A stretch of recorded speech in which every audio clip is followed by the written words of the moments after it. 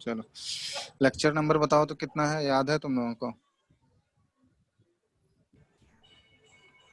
ये लास्ट ही लेक्चर है, आज खत्म ही हो जाएगा। लेक्चर नंबर याद है? लास्ट लेक्चर कब कितना नहीं था? सर, नहीं सर, नहीं हम चलो लोग ठीक बता है, रहे। नहीं हमको नहीं। चलो ठीक है, छोड़ो। लास्ट क्लास में हम लोग कोगुलेशन ये सब देखे थे। कोगुलेशन हो गया, इसके बारे में पढ़े थे ना? कोगुलेशन याद है या नहीं, भूल गए सब?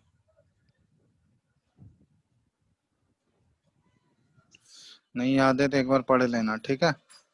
नेक्स्ट हम देख रहे हैं कि methods that can be used for coagulation. कौन कौन से मेथड होंगे जो कि कोगुलेशन के लिए यूज किए जाते हैं। तुम लोग एनसीईआरटी से पढ़े हो ये चैप्टर? थ्योरेटिकली रीड कर रहे हो या नहीं पूरा? बताओ। सर बीच बीच में सर करते हैं सर, क्वेश्चंस प्रैक्टिस करते हैं एनसीईआरटी से जनरली। क्वेश्चन नहीं है इसमें, एनसीईआरटी नहीं है। जब तक लाइन बाय लाइन एक बार रीड कर लो पूरा, सर तो आपका वॉइस सर डायरेक्ट कट रहा है सर। अभी आ रहा है। हाँ सर अभी आ रहा है अभी। बोल रहे हैं लाइन बाय लाइन रीड करना बहुत ही इंपॉर्टेंट है, ठीक है, इस ओके सर, चैप्टर का। ओके। क्योंकि इस चैप्टर में डायरेक्ट एनसीईआरटी से उठा के क्वेश्चन पूछता है डायरेक्ट। हाँ सर इस बार तो सर बहुत सारे चैप्टर से डायरेक्ट पूछ बोले रहे हैं। एप्लीकेशन वाला पार्ट भी अच्छे से करने, ठीक है। सर इस बार तो हम सर लोग बहुत सारा क्वेश्चन डायरेक्ट ही था। हाँ, तो डायरेक्ट आता ही है एनसीईआरटी से। इनऑर्गेनिक का टॉपिक हो गया या फिर वैसा टॉपिक जो थ्योरेटिकल है, वो डायरेक्ट तुमको एनसीईआरटी से सर पूछा हम लोग का जाता है। कोचिंग फीस सर कितना हाई स्टार है? किस में, नीट में? हाँ नीट में सर। नीट में अभी तो फिलहाल पता नहीं है मेरे को, वो पूछना वहाँ अतुल सर से, वो बताएंगे मेरे ओके को। सर। ठीक है, method that can be used for coagulation. कौन कौन से मेथड हैं जो कि कोगुलेशन में यूज आते हैं? तो पहला एक मेथड है इलेक्ट्रोफोरेसिस, ठीक है। बस ये डिटेल में नहीं करना है, बस ये जानना है क्या क्या होता है इलेक्ट्रोफोरेसिस। इलेक्ट्रोफोरेसिस का मतलब क्या हुआ कि कोलॉइडल पार्टिकल्स जो है, इलेक्ट्रोफोरेसिस जैसे हम लोग ये देखे थे, इसका एक डायग्राम एनसीईआरटी में बना हुआ है, ये देखना तुम लोग, ठीक है। इलेक्ट्रोफोरेसिस में एक डायग्राम तुम लोग का बना हुआ है यहाँ पे। एनसीईआरटी तुम लोग के पास है अभी? No sir. एनसीईआरटी में ये देखना है इलेक्ट्रोफोरेसिस डिटेल में। हम लोग इलेक्ट्रिसिटी पास करते हैं, इलेक्ट्रिसिटी पास करके क्या होता है कि उसमें इलेक्ट्रिसिटी पास करेंगे और दो इलेक्ट्रोड्स बनाए जाते हैं, एक कैथोड होता है एक एनोड होता है। उसका डायग्राम एनसीईआरटी में दिया हुआ है, वो डायग्राम बना नहीं रहा है। तो इसमें एक्चुअली क्या होता है कि पॉजिटिवली चार्ज पार्टिकल जो होगा उसमें जो आयंस प्रेजेंट होंगे ना, तो पॉजिटिवली चार्ज पार्टिकल जो है वो किस इलेक्ट्रोड की तरफ मूव करेगा, कैथोड की तरफ या एनोड की तरफ? बताओ तो, किसकी तरफ मूव करेगा?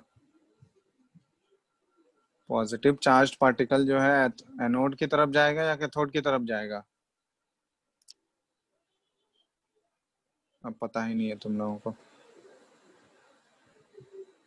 Hello, hello,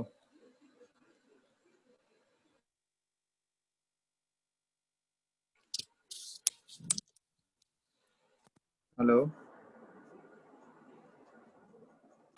hello.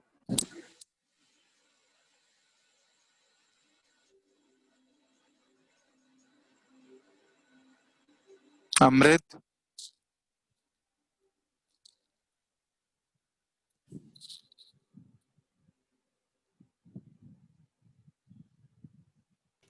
अमृत, हेलो सर। कहाँ तुम लोग चले जाते हो? सर हम सर कॉपी लेने गए थे ही सर, नहीं जा रहा सर, हम तभी से कॉपी सर बोल रहे खत्म हो हैं। गया। अच्छा, बोल रहे हो तुम लोग, तो आवाज क्यों नहीं आ हाँ रहा है? तो नहीं सर क्या हम सर पता कॉपी लेने कुछ गए सर, गड़बड़ी इसलिए हुआ आए होगा सर। सर। सर बीच बीच में सर आपका आवाज कट रहा है लेकिन सर। हाँ मेरा मेरा हाँ आवाज सर, तो आ ही रहा है। नहीं सर अभी आ रहा है लेकिन सर मतलब बीच बीच में कट रहा है। चलो ठीक है, यहाँ पे हम लोग इलेक्ट्रोफोरेसिस का बात कर रहे हैं। तो इलेक्ट्रोफोरेसिस में क्या होता है कि एक लिक्विड मीडियम, एक अपैरेटस टाइप का रहता है, वो एनसीईआरटी में बना हुआ है। तो उसमें इलेक्ट्रिक पोटेंशियल अप्लाई किया जाता है। तो दो इलेक्ट्रोड रहते हैं, तो उसमें जो भी आयंस होगा, तो उसमें दो टाइप के आयन होंगे, या तो पॉजिटिवली चार्ज आयंस होगा या नेगेटिव। तो एक एक इलेक्ट्रोड होता है कैथोड और दूसरा होता है एनोड। तो इलेक्ट्रोड कैथोड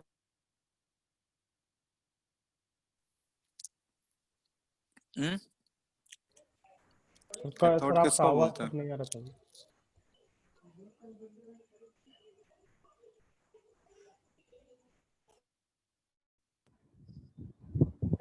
सर आपका आवाज नहीं आ रहा सर।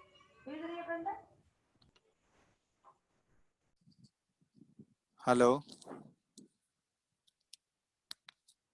हेलो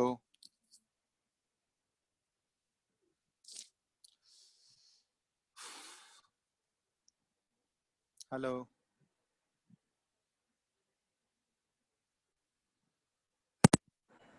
हाँ सर, बीच बीच में सर आपका आवाज कट रहा है सर, लेकिन अभी मतलब कुछ देर पहले सर कुछ आवाज ही नहीं आ रहा था आपका। ये कहाँ चला जाता है अमृत? सर आवाज नहीं आ रहा था, इसलिए फिर से एक बार फिर से इनके।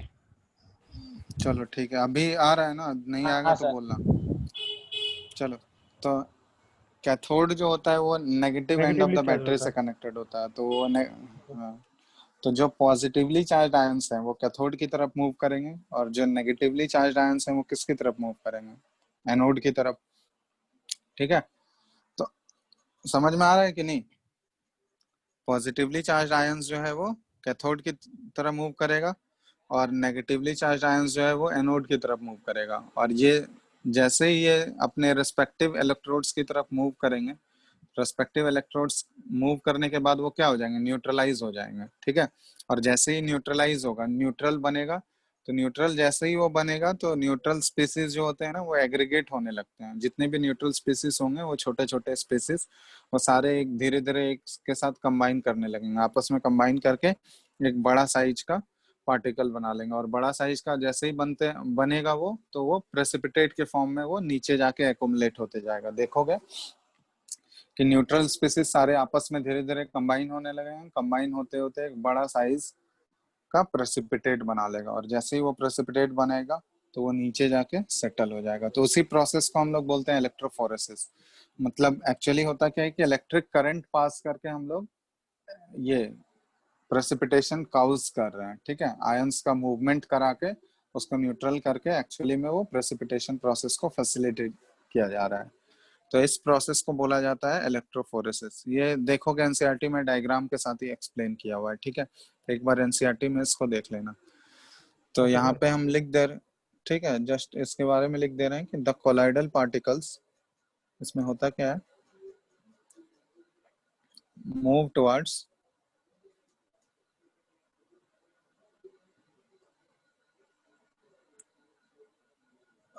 Oppositely charged electrodes. ठीक है, और वहां पे डिस्चार्ज होता है, गेट्स डिस्चार्ज मतलब न्यूट्रल होता है, और जैसे ही वो न्यूट्रल बनेगा तो धीरे धीरे एक्युमुलेट करके प्रेसिपिटेट बनाने लगेगा। तो गेट डिस्चार्ज एंड प्रेसिपिटेटेड। ठीक है, तो यही प्रोसेस है। पहला प्रोसेस हो गया इलेक्ट्रोफोरेसिस। दूसरा होता है by mixing two oppositely charged sol. दो अपोजिटली चार्ज्ड सोल को अगर मिक्स करोगे तो वहां भी उसका न्यूट्रलाइजेशन होगा, और जैसे ही वो न्यूट्रलाइज होंगे तो वो धीरे धीरे आपस में कंबाइन करेंगे, और कंबाइन करके एक बड़ा प्रेसिपिटेट बना लेगा। ठीक है, तो बाय मिक्सिंग। तो दूसरा तरीका है, पहला तो इलेक्ट्रोफोरेसिस हो गया, मतलब इलेक्ट्रिसिटी अप्लाई करके उसको न्यूट्रल कर रहे हैं हम लोग। दूसरा, अगर दो अपोजिटली चार्ज सोल को अगर मिक्स कर दिए तो वहां भी न्यूट्रलाइजेशन हो जाएगा, और जैसे ही न्यूट्रलाइजेशन होगा तो पार्शियली या कंप्लीटली वो क्या होगा, धीरे धीरे कंबाइन करके प्रेसिपिटेट का फॉर्म लेगा। तो दूसरा प्रोसेस ये है। तीसरा प्रोसेस होता है बाय बॉइलिंग। बॉइलिंग करने से भी कोगुलेशन होता है। ठीक है, बॉइलिंग में क्या होता है कि एक्चुअली में जैसे किसी कॉलॉइड को बॉईल कर रहे हैं तो उसका जो एड्सॉर्ब्ड लेयर होता है ना, एड्सॉर्ब्ड लेयर, समझ रहे हो, जिस यस सर। लेयर पे जो सरफेस होता है जहां पे एड्सॉर्प्शन होता ऐसा है, होता है। तो हाँ वहां पे कोलिजन जो हो जाएगा ना मॉलिक्यूल के बीच में, वो कोलिजन इंक्रीज हो जाता है। ठीक है, तो क्योंकि अगर बॉयल करोगे तो पार्टिकल्स क्या होंगे, ज्यादा फास्टली मूव करेंगे, और ज्यादा फास्टली मूव करेंगे तो ये सर एनर्जी वो पार्टिकल्स के बीच में काइनेटिक एनर्जी बढ़ेगा। तो काइनेटिक एनर्जी बढ़ने की वजह से उस एड्सॉर्ब्ड लेयर या सरफेस पे कोलिजन जो होता है मॉलिक्यूल्स का वो इंक्रीज हो जाता है, और कोलिजन इंक्रीज होने से उनके ऊपर जो चार्ज था ना, जैसे ही वो कोलाइड फास्टली कोलाइड करेंगे तो उनका चार्ज जो होगा वो धीरे धीरे उस पर कम होते जाता है, चार्ज वो खत्म होते जाता है। ठीक है, फास्ट अगर कोलिजन होगा तो चार्ज धीरे धीरे जो उसका रिड्यूस होते जाता है, वो अपना चार्ज शेड करते जाता है। तो चार्ज अगर जैसे ही उसका कम होते जाएगा, और चार्ज कम होगा इसका मतलब वो धीरे धीरे न्यूट्रलाइजेशन की तरफ मूव करेगा, और न्यूट्रलाइजेशन जैसे ही होगा तो वो सेटल डाउन हो जाएगा किस फॉर्म में, न्यूट्रलाइजेशन जैसे ही होगा वही वो फिर धीरे धीरे कंबाइन करेगा, कंबाइन करते करते वो प्रेसिपिटेट का फॉर्म ले लेगा। ठीक है, तो ये है तीसरा प्रोसेस है बॉइलिंग। तो बॉइलिंग से भी कोगुलेशन होता है। चौथा प्रोसेस है बाय परसिस्टेंट डायलिसिस। ठीक है, परसिस्टेंट डायलिसिस, डायलिसिस तुम लोग को बताए थे, ये प्यूरिफिकेशन ऑफ कॉलाइड में यूज किया जाता है। तो बहुत ज्यादा अगर बहुत मैक्सिमम नंबर ऑफ टाइम्स अगर करोगे डायलिसिस, अगर करोगे बहुत ज्यादा रिपीटेड नंबर ऑफ टाइम्स अगर डायलिसिस हम लोग कर रहे हैं, परसिस्टेंट मतलब हम लोग कंटिन्यूअसली डायलिसिस को करते जा रहे हैं, तो जितना परसिस्टेंट अमाउंट या परसिस्टेंट नंबर में डायलिसिस अगर करोगे, लार्ज नंबर ऑफ टाइम्स अगर डायलिसिस कर रहे हैं हम लोग, रिपीट कर रहे हैं उसको, तो उसमें क्या होता है कि जो इलेक्ट्रोलाइट प्रेजेंट होता है ना सोल के अंदर, जो इलेक्ट्रोलाइट होता है, चार्ज पार्टिकल्स एक्चुअली में जो प्रेजेंट होते हैं, वो धीरे धीरे रिमूव हो जाएगा उससे, क्योंकि बहुत हम रिपीटेड नंबर ऑफ टाइम्स अगर डायलिसिस कर रहे हैं तो वो धीरे धीरे इलेक्ट्रोलाइट जो है, चार्ज पार्टिकल, वो रिमूव होते जाएगा। और जैसे ही रिमूव होगा तो वो फिर क्या बन जाएगा, कॉलॉइड जो होता है अनस्टेबल हो जाता है, क्योंकि कॉलॉइड को स्टेबलाइज करने के लिए भी इलेक्ट्रोलाइट का जरूरत पड़ता है, ये हम लोग पढ़ चुके हैं। ठीक है, तो इलेक्ट्रोलाइट जैसे ही रिमूव होगा तो वो कॉलॉइड अनस्टेबल होता है, और अनस्टेबल जैसे ही कॉलॉइड होगा तो वो धीरे धीरे प्रेसिपिटेट के फॉर्म में वो सेटल होते जाएगा नीचे। ठीक है, तो वो प्रेसिपिटेशन होना स्टार्ट हो जाएगा। तो फोर्थ प्रोसेस है बाय परसिस्टेंट डायलिसिस करके भी कोगुलेशन कॉज किया जा सकता है। और फिफ्थ है by addition of electrolyte. By addition of electrolyte मतलब वही है कि जैसे टू अपोजिटली चार्ज सोल को हम लोग अगर मिक्स किए, तो उसी तरह अगर मान लो कोई सोल है हमारे पास पॉजिटिव चार्ज का है, अगर उसमें हम लोग नेगेटिवली चार्ज आयंस अगर ऐड कर दिए, ठीक है, नेगेटिवली चार्ज आयंस अगर ऐड कर दिए तो वो क्या हो जाएगा, जो सोल हमारा पॉजिटिवली चार्ज था और जो नेगेटिव आयंस हम लोग ऐड किए वो दोनों मिलकर न्यूट्रलाइज हो जाएगा, दोनों एक दूसरे के चार्ज को कैंसिल आउट कर देगा, और चार्ज जैसे ही कैंसिल होगा तो वो न्यूट्रलाइजेशन हो जाएगा वहां पे, और न्यूट्रलाइजेशन जैसे ही होगा तो वो धीरे धीरे क्या होगा, प्रेसिपिटेट बनना स्टार्ट हो जाएगा। तो ये टोटल 5 प्रोसेस होते हैं जिससे कि कोगुलेशन कॉज किया जा सकता है। ठीक है, तो इलेक्ट्रोफोरेसिस हो गया, इलेक्ट्रिकल मेथड से हम लोग करते हैं। दूसरा by mixing two oppositely charge sol, तीसरा बाय बॉइलिंग, चौथा परसिस्टेंट डायलिसिस, और पांचवा बाय एडिशन ऑफ इलेक्ट्रोलाइट। ठीक है, समझ में यस आया सर। इतना? Yes sir. चलो, नेक्स्ट इसमें टॉपिक है कि फैक्टर्स अफेक्टिंग कोगुलेशन। कौन कौन से फैक्टर्स हैं जो कि कोगुलेशन को इफेक्ट करेंगे, ये भी इंपॉर्टेंट है। फैक्टर्स अफेक्टिंग कोगुलेशन, तो कौन कौन से फैक्टर होंगे जो कोगुलेशन को इफेक्ट करेंगे? तो इसमें टोटल 3 फैक्टर होते हैं। पहला फैक्टर है nature of sol. Nature of sol मतलब नेचर ऑफ कॉलॉइड पे भी वो डिपेंड करेगा। तो 2 टाइप के कॉलॉइड हम लोग पढ़े हैं, लियोफिबिक और लियोफोबिक सोल। ठीक है, 2 टाइप के सोल पढ़ते हैं हम लोग, लियोफोबिक और लियोफिलिक। तो एक्चुअली में जो लियोफिलिक सोल होता है ना वो बहुत ज्यादा स्टेबल होता है, और लियोफोबिक जो होता है वो अनस्टेबल होता है। ठीक है, तो यहाँ पे लिख रहे हैं हम कि lyophilic sol is highly stable, therefore it coagulates only on the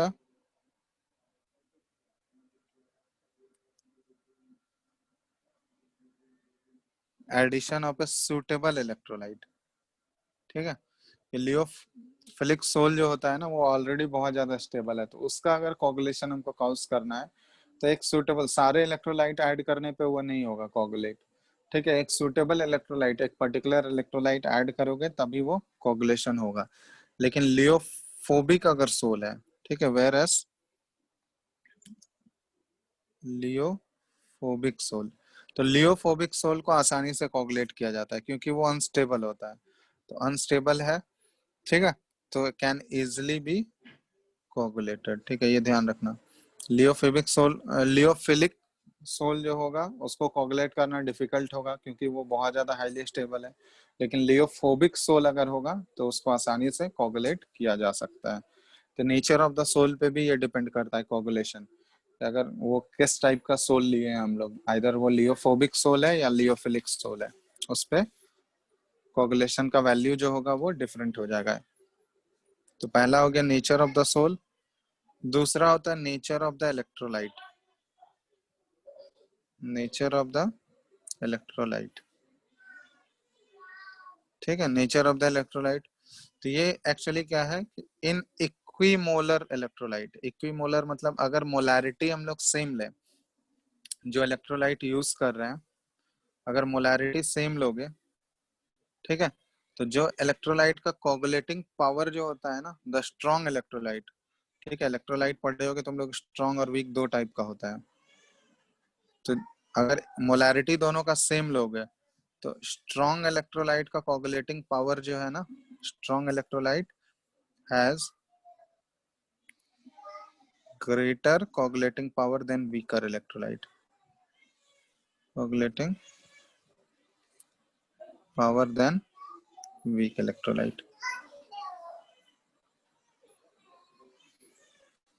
Weak electrolyte. ठीक है, ये ध्यान रखना क्या इसमें कंडीशन यही है कि मोलैरिटी सेम होना चाहिए। मोलैरिटी अगर सेम होगा तो जो स्ट्रॉन्ग इलेक्ट्रोलाइट है उसका कोगुलेटिंग पावर ज्यादा होगा और जो वीक इलेक्ट्रोलाइट है उसका कोगुलेटिंग पावर कम होगा। तो जैसे मान लो एग्जांपल ले रहे हैं, 0.1 मोलर एक केसीएल सॉल्यूशन लिया है और 0.1 मोलर HCOH सॉल्यूशन लिया है हम लोग, फॉर्मिक एसिड का सॉल्यूशन। इसमें बताओ तो किसका कोगुलेटिंग पावर ज्यादा होगा? दोनों का मोलैरिटी 0.1 ही लिया है, कौन सा? सर केसीएल का ज्यादा होगा। क्योंकि इन दोनों में हम लोग देखेंगे कौन स्ट्रॉन्ग इलेक्ट्रोलाइट है। स्ट्रॉन्ग केसीएल है सर, इलेक्ट्रोलाइट तो ऑब्वियसली केसीएल क्या है, इनसे इससे बहुत ही ज्यादा स्ट्रॉन्ग इलेक्ट्रोलाइट है। स्ट्रॉन्ग इलेक्ट्रोलाइट और वीक इलेक्ट्रोलाइट कैसे पहचानते हैं हम लोग? जो पूरा पूरा डिसोसिएट हो जाएगा वो स्ट्रॉन्ग हो गया, तो सर और पूरा जो पूरी डिसोसिएट होता है आयन में, और जो हाँ पूरा पूरी डिसोसिएट नहीं होता आयन में, मॉलिक्यूल्स रहता है कुछ तो कुछ जो पार्ट। पार्शियली डिसोसिएट होता है तो वो वीक इलेक्ट्रोलाइट है। तो अगर दोनों का मोलैरिटी सेम है तो जो स्ट्रॉन्ग इलेक्ट्रोलाइट होगा उसका कोगुलेटिंग पावर भी क्या होगा, ये वीक से ज्यादा होगा। ठीक है, तो यहाँ पे हम लोग कोगुलेटिंग पावर की बात कर रहे हैं। तो दूसरा फैक्टर होता है नेचर ऑफ इलेक्ट्रोलाइट, ये भी डिसाइड करेगा कि कौन सा कोगुलेशन को इफेक्ट करता है। ये कोगुलेट मतलब जो स्ट्रॉन्ग इलेक्ट्रोलाइट होगा वो ज्यादा कोगुलेटिंग पावर या ज्यादा कोगुलेशन कॉज करेगा, और जो वीक इलेक्ट्रोलाइट है वो लेस कोगुलेशन कॉज करेगा। इसी में एक आता है हार्डीज क्लूज रूल, ये इंपॉर्टेंट है। ठीक है, तो ये एक्चुअली ये साइंटिस्ट का नेम था। तो इसके अकॉर्डिंग ये कोगुलेटिंग पावर को रिप्रेजेंट करता है। ठीक है, तो according to this rule greater is the valency, ठीक है, ये चीज ध्यान रखना, greater is the valency of the coagulating ion. जो कोगुलेटिंग आयन यूज कर रहे हो उसका वैलेंसी जितना ज्यादा होगा, greater is its power, greater is its power to cause coagulation. ठीक है, ये बहुत ही इंपॉर्टेंट रूल है, इससे क्वेश्चन बहुत आता है। तो इसके इस रूल के अकॉर्डिंग क्या है कि जो कोगुलेटिंग आयन हम लोग यूज किए हैं तो उस कोगुलेटिंग आयन का वैलेंसी जितना ज्यादा होगा, आइदर वो पॉजिटिव में हो या नेगेटिव में हो, ठीक है, वैलेंसी जितना ज्यादा होगा उसका कोगुलेटिंग पावर भी क्या हो जाएगा, उतना ज्यादा हो जाएगा। तो जनरली हम लोग ऐसे रिप्रेजेंट करते हैं इसको मैथमेटिकली, या रिलेशन जो देखा गया है, तो जनरली कोगुलेटिंग पावर जो होता है ना, ये देखा गया है डायरेक्टली प्रोपोर्शनल टू वैलेंसी का स्क्वायर होता है। ठीक है, तो ऑब्वियसली वैलेंसी जितना ज्यादा होगा आयन का, उसका कोगुलेटिंग पावर भी क्या होगा, उतना ज्यादा होगा। जैसे मान लो तुमको 3 आयन दिया गया है, एक है Al3+, दूसरा है Mg2+, और तीसरा है Na+। अब इन तीनों में तुमसे पूछा गया है कोगुलेटिंग पावर किसका सबसे ज्यादा होगा, बताओ तो। सर Al3+ का होगा। तो जितना ज्यादा वैलेंसी कोगुलेटिंग पावर उतना ज्यादा। ज्यादा। तो ये ऑर्डर हो गया कोगुलेटिंग पावर का। इसी में एक और एग्जांपल है, जैसे है ये FeCN6 4-, ये नेगेटिवली चार्ज वाला है, और है PO4 3-, SO4 2-, और Br-। इन सब में कंपेयर करना है सर कोगुलेटिंग पावर किसका ज्यादा। एफिशिएंट 4 माइनस, सर माइनस होगा तब भी तो स्क्वायर के प्रोपोर्शनल है ना, तो सर पॉजिटिव भी हो जाएगा तो माइनस भी रहा तो। नहीं नहीं, यहाँ पे हम लोग, हाँ एक्चुअली वो मैग्नीट्यूड से ही हमको मतलब है, ठीक है। हाँ सर। हम लोग माइन तो मैग्नीट्यूड की बात कर रहे हैं, वैलेंसी ज्यादा तो होने का नेगेटिव मतलब होगा तब उसका। भी तो पॉजिटिव भी हो जाएगा क्योंकि स्क्वायर हो रहा है ना। हाँ वो ऐसे भी पॉजिटिव ही होगा, स्क्वायर नहीं भी रहता तो हम लोग सिर्फ मैग्नीट्यूड से कंसर्न्ड थे, ओके सर। ठीक है। तो बताओ इन चारों आयंस में किसका कोगुलेटिंग सर पावर सबसे ज्यादा होगा। FeCN whole 6 4 minus. हाँ तो जिसका वैलेंसी ज्यादा उसका कोगुलेटिंग पावर भी ज्यादा, तो ये बहुत ही इंपॉर्टेंट है, ठीक है। इस पे देखना बहुत सारे क्वेश्चंस आ चुके हैं हार्ड डिस्क क्लोज रूल पे, ओके ठीक है। सर। कोगुलेटिंग पावर तुमको कंपेयर करने बोला जाता है, तो वो डायरेक्टली तुमको देखना है वैलेंसी उसका, जिसका वैलेंसी, जिस आयन का वैलेंसी सबसे ज्यादा उसका कोगुलेटिंग पावर भी ज्यादा। तो अगर तुमको पॉजिटिव सोल को कोगुलेट करना है, तो पॉजिटिव सोल को कोगुलेट करने के लिए तुमको नेगेटिव आयंस का जरूरत पड़ेगा। अगर नेगेटिव सोल को कोगुलेट करना है तो उसके लिए तुमको पॉजिटिव आयंस डालना पड़ेगा, तभी तो वो न्यूट्रलाइज होगा ना। जैसे तुमको मान लो बोल दिया कि सोल, हमारा सोल का चार्ज जो है वो पॉजिटिव है, तो किस टाइप का आयन डालोगे उसमें ताकि कोगुलेशन होगा, बताओ तो। कोगुलेशन करने के लिए पॉजिटिव सोल में तुमको कौन सा आयन डालना होगा, पॉजिटिव आयन डालना होगा या नेगेटिव आयन डालना होगा, पॉजिटिव है। बोलो। अगर सोल का चार्ज जो है पॉजिटिव है तो उसमें अगर हाँ सर, न्यूट्रलाइज करने के लिए सर नेगेटिव आयन डालना। न्यूट्रलाइज करने के लिए नेगेटिव आयंस डालोगे, हाँ ठीक है। सर। तो ये पॉजिटिव अगर आयंस हमको डालना है तो ये किसके लिए है, ये नेगेटिव सोल के लिए, for negative sol. Negative sols के लिए। Yes sir. और ये जो नेगेटिव आयंस है ये किसके लिए, कोगुलेशन कॉज करने के लिए, for positive sol. Positive sol के लिए, ठीक है, ये ध्यान रखना।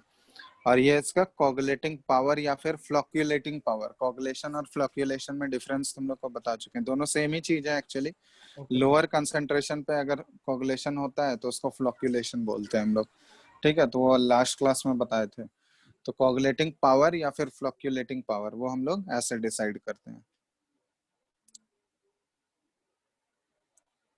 ठीक है। एक्चुअली यहाँ पे एक फॉर्मूला भी होता है, ठीक है। क्या फॉर्मूला है, ये है कोगुलेशन वैल्यू, ठीक है, या फिर फ्लोक्यूलेशन वैल्यू। तो इसका डेफिनेशन भी है। तो इसमें है क्या कि मिनिमम कंसंट्रेशन, ठीक है, इसको डिफाइन किया गया है, minimum concentration of electrolyte in millimoles required to cause coagulation of 1 liter of colloidal solution, colloidal solution is called coagulation value, ठीक है, ये ध्यान रखना।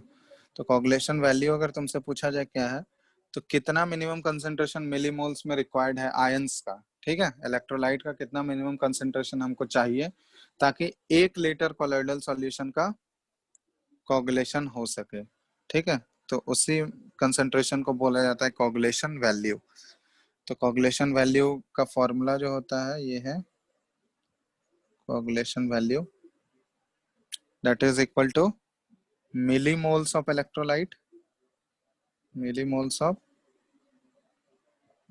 इलेक्ट्रोलाइट जितना रिक्वायर्ड होगा divided by volume of colloidal solution.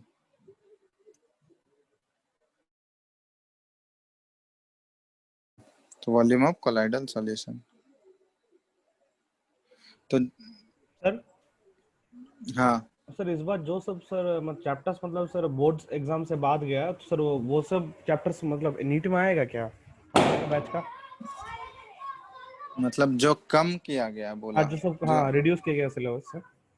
तो उसके लिए तो अभी कुछ नोटिफिकेशन तो आया नहीं है नीट के लिए, वो तो सिर्फ बोर्ड के लिए अभी बोला है ना कम हुआ है। हाँ सर वही पूछ रहे हैं। और सर तो मतलब नीट बोकारो में अभी सर कोई स्कूल खुल रहा है? स्कूल के लिए तुम लोग को कोई नोटिस नहीं मिला स्कूल हाँ की सर, तरफ से? हम लोग का स्कूल की तरफ से मिला सर। एक 31 क्या मतलब बोला? 31 सितंबर में, सितंबर एंड तक नहीं खुलेगा हम लोग का स्कूल। कब से खुलेगा? सर बोला नहीं, बोला कि सितंबर एंड तक लेकिन नहीं खुलेगा, लेकिन उसके बाद भी खुल सकता है या फिर नहीं भी खुल सकता है। कोई मतलब जब नोटिस आएगा तब इन्फॉर्म कर दिया जाएगा। अच्छा, तो मतलब पॉसिबिलिटी कुछ नहीं बताया टीचर लोग? नहीं सर, नहीं सर। तो ये मोस्ट प्रोबेबली दुर्गा पूजा के बाद ही अगर सब चीज नॉर्मल रहा तो दुर्गा पूजा के बाद ही खुलेगा, उससे तो सर पहले तो नवंबर कोई में होगा ना? नहीं नहीं, दुर्गा पूजा तो अक्टूबर में ही है ना। हाँ सर, अक्टूबर 22 से स्टार्ट होता है। हाँ तो वही उसके बाद ही मतलब खुलेगा नॉर्मल, उसके बाद ही खुल सकता है, उससे पहले तो कोई चांस नहीं है। फिर तो सर नवंबर ही हो गया पूरा। हाँ तो वह नवंबर ही हो गया फिर, या फिर हो सकता है कि उससे पहले ट्रायल के लिए खोले, बट बहुत ही कम चांस है उसका। हाँ सर वही। मतलब वही नवंबर से ही खुलेगा फिर, और कोई उपाय ही नहीं है। और सर कोचिंग भी सब तब खुलेगा ना, या फिर ऑनलाइन क्लास हाँ होगा? क्लासेस तो मतलब जैसे ही स्कूल खुलने का ऑर्डर मिल जाएगा तो फिर तो कोचिंग दोनों तो साथ ही खुलेगा ना। ऐसा थोड़ी है कि कोचिंग में भी तो वही रूल अप्लाई होता है ना जो स्कूल में है। हाँ सर। जब तक स्कूल को नहीं मिलेगा परमिशन तब तक कोचिंग कैसे खोल सकता है।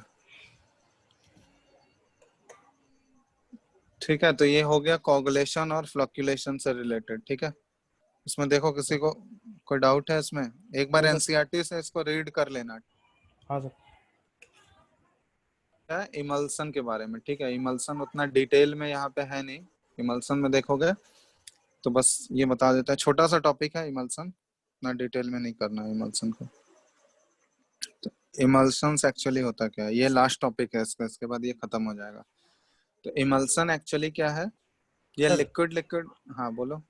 हमको सर वो क्या बोलते हैं, सर वो जो ऑक्सीडेशन रिडक्शन जो वाला चैप्टर था ना क्लास 11th का। हम्म हाँ सर, वो वाला चैप्टर में सर कुछ कुछ डाउट आ रहा है। तो सर उस चैप्टर का मतलब जैसे कि डाउट बोलते हैं ना, तो सर मतलब in the form of doubt sir एक क्विक रिकैप सर, मतलब समराइज करके सर पढ़ा देंगे एक बार मतलब। क्या रिडॉक्स वाला चैप्टर? हाँ रेडॉक्स वाला मतलब पूरा चैप्टर मतलब समराइज करके इन शॉर्ट फॉर्म में। ठीक है, वो पूछ लेना किसी दिन। ठीक है, ओके सर। किसी दिन किसी दिन पूछ लेना, एक बार पढ़ के रखना लेकिन पहले से। हाँ सर, मतलब कुछ कुछ मतलब जैसे कि नोट्स था ना तब सर लिखाए थे ना, तो हम्म मतलब क्या हुआ कि मतलब एक कॉपी में नोट्स है और एक मतलब आधा आधा लिखे थे, कॉपी खत्म हो गया था, तो सर कौन सा कॉपी में आधा मिल नहीं रहा है। ठीक है, वो पूछ लेना किसी दिन। Okay sir. ठीक है, इधर का फिजिकल का तो तुम लोग का कंप्लीट ही हो गया, ये इमल्सन लास्ट टॉपिक है। ठीक है, तो इसको देख लो 5 मिनट में, ये ज्यादा ओके देर का ओके टॉपिक नहीं। ओके। तो ये लिक्विड लिक्विड कोलाइडल सिस्टम है। ठीक है, या फिर इसको हम लोग ऐसे भी बोलते हैं कि heterogeneous mixture of to immiscible liquid. Heterogeneous mixture of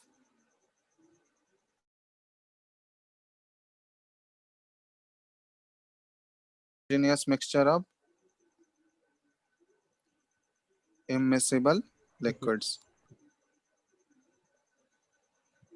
तो इसको इमल्सन बोला जाता है। ठीक है, तो यहाँ पे एक्चुअली देखो दो टाइप के इमल्सन्स होते हैं जनरली, दो टाइप्स का इमल्सन कंसिडर किया जाता है। तो यहाँ पे लिख रहे हैं टू टाइप्स। तो जनरली ये ऑयल और वाटर के रेफरेंस में लिया जाता है। जैसे ऑयल और वाटर ये दोनों क्या है, ऑयल और वाटर एक तरह से इमिसिबल लिक्विड ही है ना, दोनों हाँ आपस सर में इमिसिबल। नहीं सर मिक्स नहीं होते। मिक्स तो होते नहीं है। तो नहीं उसी सर। का रेफरेंस लेके ये बनाया गया है। तो पहला है कि ऑयल डिस्पर्स्ड इन वाटर। ठीक है, ये फर्स्ट टाइप ऑफ इमल्सिफायर जो होता है, ऑयल डिस्पर्स्ड इन वाटर।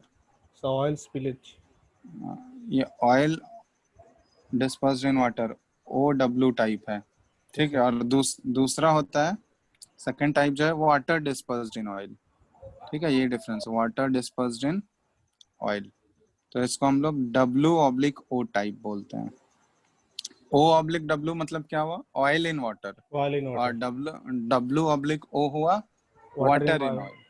ठीक है, लेकिन सर दो तो चीज यहाँ सर डिफरेंट कैसे है सर, ये दोनों? डिफरेंस इसलिए है क्योंकि जो फर्स्ट वाला टाइप है, ठीक है, जो पहला टाइप है OW टाइप, यस सर। ठीक है, ये बता रहे तो फर्स्ट वाले टाइप में क्या है कि वाटर जो है ये डिस्पर्सन मीडियम है। वाटर क्या है ये? Dispersion medium. Dispersion medium. और ऑयल जो है ये डिस्पर्स्ड फेज है। समझ में आ रहा है ना? Yes sir. ये डिफरेंस है। तो ऑयल इन वाटर बोल रहे हैं, तो वाटर यहाँ पे क्या है? Sorry, dispersion medium. ठीक है। डिस्पर्सन मीडियम है सर। वाटर क्या है यहाँ पे? डिस्पर्सन मीडियम है। और ऑयल जो है ये डिस्पर्स्ड फेज। फेज। ठीक है। हेलो जैसे मिल्क हो गया, मिल्क भी एक्चुअली सर, आपका इमल्सन वॉइस का सर कट रहा है एग्जांपल सर। है। हाँ ठीक है, अभी आ रहा है। हाँ सर, अभी आ रहा है, अभी आ रहा है। हाँ, तो ऑयल इन वाटर टाइप का एग्जांपल जो है ये इमल्सन का एग्जांपल एक हो गया मिल्क। ठीक है। मिल्क में क्या होता है कि लिक्विड फैट जो होता है, मिल्क का जो फैट होता है वो वाटर में डिस्पर्स होता है। ठीक है ना? यस तो सर। इसका एक example oil in water type का एग्जांपल हो गया मिल्क। और दूसरा है वाटर इन ऑयल टाइप। तो वाटर इन ऑयल टाइप, तो इस केस में क्या है कि जो ऑयल है ये डिस्पर्सन मीडियम की तरह काम करेगा। ये डिफरेंस है दोनों में। बात समझ में आया कि नहीं? नहीं सर, फिर से बताइए sir. Water in oil type में मतलब ऑयल क्या है? पहले केस में क्या था? वाटर डिस्पर्सन मीडियम था। मीडियम था, अभी लेकिन ऑयल सेकंड डिस्पर्सन वाले में मीडियम है। ऑयल। ऑयल हो गया डिस्पर्सन मीडियम और वाटर हो गया डिस्पर्स्ड फेज। ठीक है। तो यस सर। इसका एग्जांपल आ जाएगा बटर। बटर और क्रीम जो होता है ना, वो यस सर। सारा वाटर इन ऑयल टाइप हो गया। और मिल्क जो होता है वो ऑयल इन वाटर टाइप हो जाएगा। ठीक है, ये डिफरेंस है दोनों में। बात समझ में आया कि नहीं? हाँ सर। चलो, अब इसी में एक चीज होता है, एक टर्म सुने होगे, इमल्सीफायर यूज करते हैं हम लोग। इमल्सिफिकेशन में। इमल्सीफायर्स। तो इमल्सीफायर्स एक्चुअली में है क्या? इमल्सिफिकेशन करने में हेल्प करता है। होता है। ठीक है। तो उसको स्टेबलाइज करने के लिए क्या होता है, हम लोग एक थर्ड कंपोनेंट यूज करते हैं और उसी थर्ड कंपोनेंट को बोलते हैं इमल्सीफायर्स। ठीक है।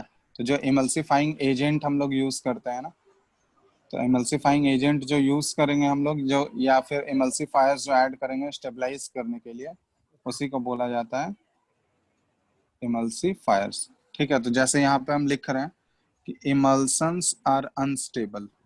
इमल्सन्स जो होते हैं वो are unstable. they are separated into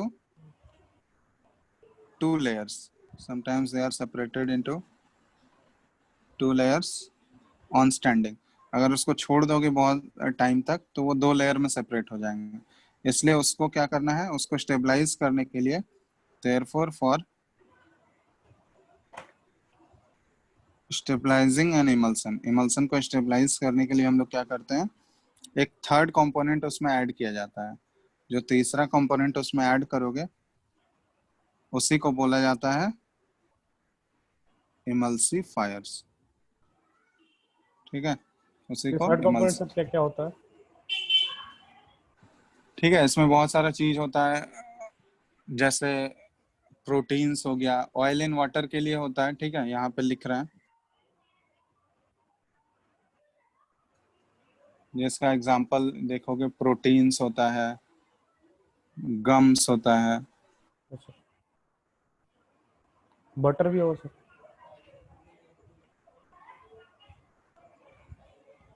hello hello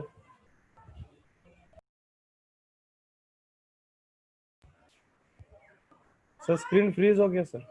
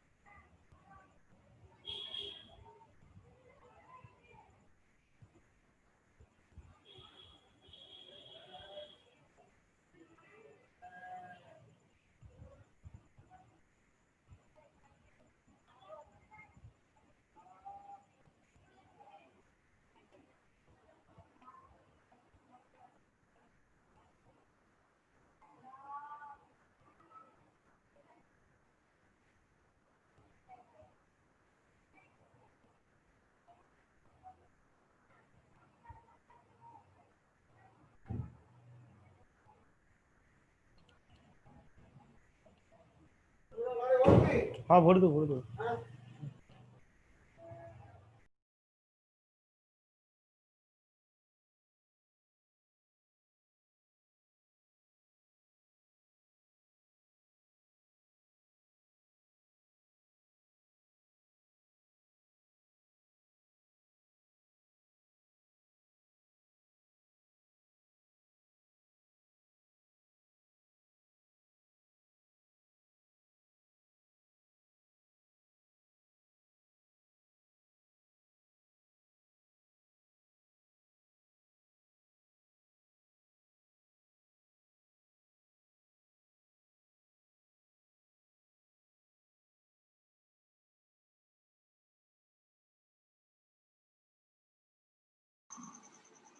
hello. हाँ सर आपका सर स्क्रीन फ्रीज हो गया सर। चलो अभी आ रहा है ना आवाज? हाँ सर अभी आवाज आ रहा है लेकिन sir screen screen sir freeze ही है। चलो ठीक है, वो स्क्रीन हम भेज देंगे, वो तुम्हारा पीडीएफ भेज देंगे। तो वो इमल्सन्स वही लास्ट टॉपिक वही था, तुम लोग का ये चैप्टर हो गया है कंप्लीट। ठीक ओके है, सर।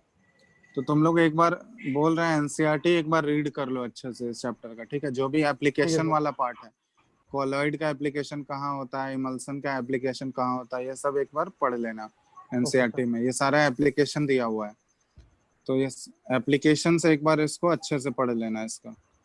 ठीक है, ओके उससे सर। एप्लीकेशन से बार बार बोल रहे हैं, डायरेक्ट क्वेश्चन पूछा जाएगा। ठीक है, एनसीईआरटी में देखोगे डायरेक्ट दिया हुआ है क्वेश्चन सब। एनसीईआरटी पढ़ के बुकलेट के क्वेश्चंस डायरेक्ट अटेम्प्ट करो। तो तुम लोग का ये चैप्टर हो गया है कंप्लीट। हाँ सर। नेक्स्ट क्लास से हम लोग दूसरा चैप्टर स्टार्ट करेंगे, जो भी चैप्टर होगा। ठीक ओके। है, ओके सर। चलो चलो फिर एंड कर रहे हैं, ओके बाकी सर। आगे नेक्स्ट क्लास में करते हैं। Thank you sir. चलो ठीक।